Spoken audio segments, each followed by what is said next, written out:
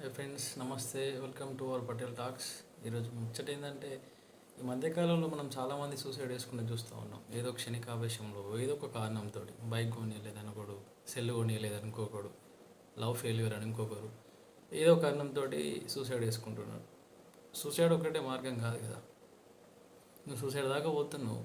ఒక క్షణం నీ గురించి ఆలోచించి, నీ ఫ్యామిలీ గురించి ఒకసారి ఆలోచిస్తే ఆ నెగిటివ్ దాని నుంచి బయటకు వస్తాం కదా. ఉండొచ్చు బాధ, కానీ మరీ సెల్ కొనియలేదని, బైక్ కొనియలేదని, ప్రేమ విఫలమైందని. చాలామంది ప్రేమికులు ఈ రోజులలో లవ్ చేసుకున్న వాళ్ళు చాలామంది, అంటే 100 అవుట్ ఆఫ్ 80% ఎవరు పెళ్ళిళ్ళే కావాలి, 20% సక్సెస్ ఉన్నాయి. అందరూ చనిపోయారా? తప్పదు. కొన్ని కొన్ని సందర్భాలలో మనకు నచ్చినట్టు మనం ఉండాలనుకుంటాం, కానీ భగవంతుడు మన రాతను ఇంకో విధంగా రాస్తాడు. కాబట్టి ఈ సూసైడ్ చేసుకుందామనే ఆలోచన వచ్చినప్పుడు ఒకసారి మీ ఫ్యామిలీ గుర్తు చేసుకోండి. వాళ్ళు ఎంత కష్టపడుతున్నారు, వాళ్ళు ఎంత కష్టపడితే మనం ఈ స్థాయికి వచ్చినాం. ఇవాళ 25-26 సంవత్సరాలకు వచ్చినాక మనం తల్లిదండ్రులకు చేదోడు వాదోడుగా ఉంటాం అని అనుకునే సందర్భంలో క్షణికావేశానికి పోయి సూసైడ్ చేసుకోవడం, ట్రైన్ కింద పడి చనిపోవడం, పాయిజన్ తీసుకోవడం, ఇది ఒకటే రీజనా? చనిపోయి మనం సాధించేది ఏముంది? అల్టిమేట్గా వేరే వాళ్ళు, బయట వాళ్ళు అన్న మాటలు నిజం చేసుకోవడం తప్పిస్తే ఏం లేదు. మనిషికి మానవ జన్మ అత్యంత గొప్ప పుణ్యం. ఎన్నో జన్మల ఫలం మన మనిషి జన్మ.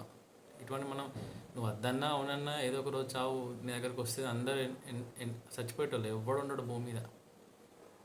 అంత దానికోసం మనం క్షణికావేశానికి పోయి సూసైడ్ చేసుకొని మన ఫ్యామిలీస్ని, మన తల్లిదండ్రులని, అన్నదమ్ములని, అక్క చెల్లెల్ని బాధ పెట్టి ఏం సాధిస్తాం? లైఫ్లో మనం పుట్టినందుకు మనకంటూ ఒక గోల్ పెట్టుకొని ఉన్న రోజులు హ్యాపీగా 10 మందితో మాట్లాడుకుంటూ, నలుగురితో నవ్వుకుంటూ, మన కష్టాలు సుఖాలు ఏదో మనం తీసుకొని వెళ్ళిపోవాలి. నువ్వు అవునన్నా కాదన్నా అది నీ ఒకరోజు వస్తుంది, నీ పేరు వెళ్ళిపోతుంది. కాబట్టి సూసైడ్ చేసుకోవడం ఒకటే రీజన్ కాదు. సరే, ఆలోచించి సూసైడ్ అనే థాట్ నుంచి బయటికి రావడానికి పనులు ఏదో ఒక విధంగా మీరు దాని నుంచి ఆ నెగిటివ్ థాట్స్ నుంచి బయటికి రావడానికి ట్రై చేయండి. అంతేగాని నిజంగా ఇటువంటి సూసైడ్ అంటే పిచ్చి పనే కదా. కష్టాలు ఎంతో ఉంటాయి, లేవని అన్నాను, కానీ ఆ కష్టాలన్నిటికీ సూసైడ్ ఒకటే మార్గం అంటే ఉన్న వాళ్ళని ఇంకా లేని ప్రమాదాలకు నెట్టిపోతున్నాం, లేని కష్టాలకు నెట్టిపోతున్నాం. మన ఫ్యామిలీ పెళ్ళైన వాళ్ళైతే వాళ్ళ పిల్లలు, వాళ్ళ పరిస్థితి ఏంది? అమ్మా నాన్నకి ఈరోజు నువ్వు వాళ్ళు 70-80 సంవత్సరాలు, 60 నుంచి 70-80 సంవత్సరాల మధ్యలో ఉన్న వాళ్ళకు మన అవసరం ఉన్నది అని అనుకుంటే, నాకు చేదోడు ఉంటాడు నా కొడుకు, నా బిడ్డ అని అనుకున్న సందర్భంలో ఇలా సూసైడ్ చేసుకొని అర్ధంతరంగా లైఫ్ ముగిస్తే మన ఫ్యామిలీస్ పరిస్థితి ఏం కావాలి? దీనివల్ల మనం సాధించేది అయితే ఏం లేదు. దయచేసి ఒకసారి అందరూ కూడా మనం ఏం చేస్తే ముందుకెళ్దాం, ఎట్లా మనం బాగుపడదాం, మన ఫ్యామిలీని ఎట్లా బాగా చూసుకుందాం అని ఆలోచన చేయండి. కానీ సూసైడ్ అనే ఆలోచన నుంచి బయటికి రండి ప్లీజ్. లవ్ ఫెయిల్యూర్ అనేది చనిపోవడం, మన లవ్ ఫెయిల్యూర్ అయిందని చనిపోతున్న చాలామంది, కానీ మన జన్మకు కారణమైన మన అమ్మానాల గురించి ఆలోచిస్తలేరు. ఒకసారి ఆలోచన చేయండి. నిన్న రీసెంట్గా మంచిర్యాలలో కూడా లక్షపేటలో అమ్మాయి హైదరాబాద్లో సూసైడ్ చేసుకుంది, ట్రైన్ కింద పడి. అమ్మాయి చనిపోయిందని తెలిసినాక వితిన్ మినిట్స్లో అబ్బాయి వెళ్ళి ఒక బావిలో దొరికి అయిపోయాడు. దానివల్ల ఏమొచ్చింది? ఇద్దరికి క్షణికావేశం. కూర్చొని మాట్లాడుకుంటూ అయిపోయే మాటలకు కూడా వాళ్ళకు ఈ జనరేషన్ అట్లా తయారైంది. నిజంగా ఆవేశం ఎక్కువ ఉంది, ఆలోచన తక్కువైతుంది. మనకి అపార్థాలు ఎక్కువైతున్నాయి, అనవసరమైన లేనిపోని అపోహలు వస్తున్నాయి. మనం ఎంతో నమ్ముతాం మనిషిని, ఏదో చిన్న డిస్టర్బెన్స్ రాగానే ఆ మనిషి మీద లేని ఒక అపనమ్మకం ఏర్పడుతుంది. ఆ అపనమ్మకమే మన జీవితానికి నాశనం దారితీస్తుంది. ఇట్లాంటి చిన్న చిన్న తగాదాలు, చిన్న చిన్న గొడవల వల్ల సూసైడ్ చేసుకొని మన జీవితాన్ని అర్ధాంతరంగా ముగించడం వల్ల కన్న తల్లిదండ్రులకు పుత్రశోకం, బిడ్డ లేదు, కొడుకు లేదన్న బాధ. ఈ రోజుల్లో నేను ఏదైనా హాస్పిటల్కి పోతే నాకు నా కొడుకు, నా బిడ్డ ఆసరవుతారు అని అనుకున్న సందర్భంలో ఇట్లా సూసైడ్ చేసుకోవడం వల్ల ఇంకో 10 సంవత్సరాలు ఎక్కువ బతకాల్సిన వాళ్ళు పాపం నీ బాధుడు కుమిలి ముందే అనిపోతారు. మనకు అసలు సూసైడ్ చేసుకోవాలనే ఆలోచన రావడమే పెద్ద తప్పు. జీవితంలో మనకంటే ఎక్కువ కష్టాలు ఉన్న వాళ్ళు చాలామంది ఉన్నారు, వాళ్ళు ఎవరు సూసైడ్ వేసుకుంటలేదు.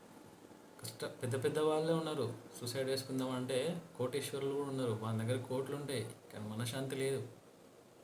మన దగ్గర ఆలోచిస్తాం, చేద్దాం, పని చేసుకుందాం, ఏదో విధంగా బతుకుదాం అని అనుకుంటే వాళ్ళు మంచిగా ఇవాళ అంటే డైలీ అనద్దు, డైలీ వేజెస్, డైలీ కూలీస్ పని చేసుకునే వాళ్ళు మంచిగా బతుకుతున్నారు. వాళ్ళకి ఏ బాధ లేదు. ఎందుకంటే నలుగురు ఆ ఇంట్లో ఉండే నలుగురు ఏదో ఒక పని చేస్తారు. సగటు మధ్యతరగతి మంచిగా బతకాలంటే ఒక నలుగురు ఉంటే ఆ నలుగురు ఏదో ఒక పని చేసుకుంటూ పోతే వాళ్ళకు ఫైనాన్షియల్ బాధలు ఉండే. కానీ ఈ రోజుల్లో ఎవరు ఏమనంటే సోషల్ మీడియా, ఇన్స్టాగ్రామ్, ఫేస్బుక్. చూడండి, ఇన్స్టాగ్రామ్, ఫేస్బుక్ అందరూ వాడాలి, నేను కూడా వాడదా, కానీ వాడేంత వరకే కదా మనం వాడుకోవాల్సింది. మరీ దానికి అడిక్ట్ అయిపోతే మన లైఫ్ ఎట్లా చూసుకుంటుంటేనే మనం ఇప్పుడు చూడగానే డేస్ గడిచిపోతాను. 2025 ఆల్రెడీ 10వ నెల, ఇంకొక 3 నెలలు అయితే కథం. ఇంత ఇంత ఈజీగా ఈ ఇయర్ గడిచిపోయిందని చూడండి. రోజు లాగవు, కష్టాలు ఒక రోజు ఉంటాయి, ఒక రోజు ఉండయి. ఇవాళ నవ్వుతాం, రేపు నవ్వుతామని గ్యారెంటీ ఉందా? ఇవాళ మంచిగా పంచపక్ష పరమాణాలతో మనం భోజనం చేస్తాం, రేపు అదే భోజనం ఉండాలని లేదు కదా. కష్టాలను అధిగమించుకోవాలి. ఈ సూసైడ్ అనే థాట్స్ నుంచి బయటికి రండి.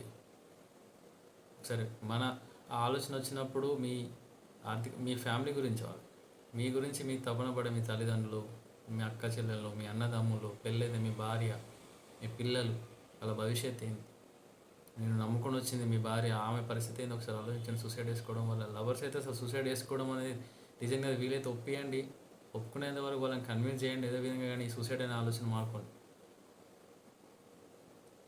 థ్యాంక్ యూ ఫ్రెండ్స్, మళ్ళీ వెళ్దాం పటేల్ టాక్స్లో.